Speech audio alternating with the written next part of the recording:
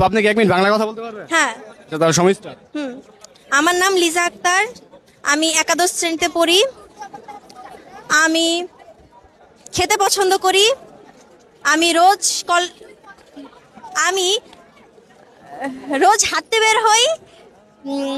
আমি ভ্রমণ করতে পছন্দ করি।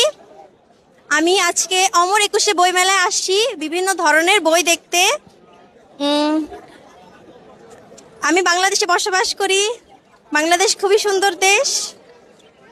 আজকের বই মেলার ব্যবস্থাপনা উপস্থাপনা সবই খুবই সুন্দর হয়েছে। কোন জেলার মানুষ বিদেশে অনেক বেশি থাকে? সিলেট। সিলেট।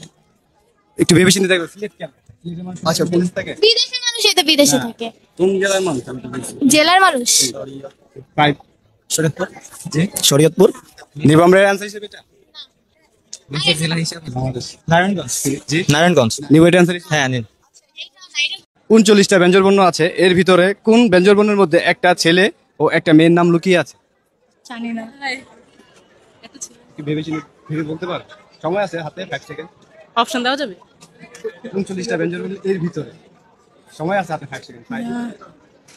কি তো জানি? আইডিয়া নেই, বাংলা খুবই খারাপ। সেম। আচ্ছা, জানি না।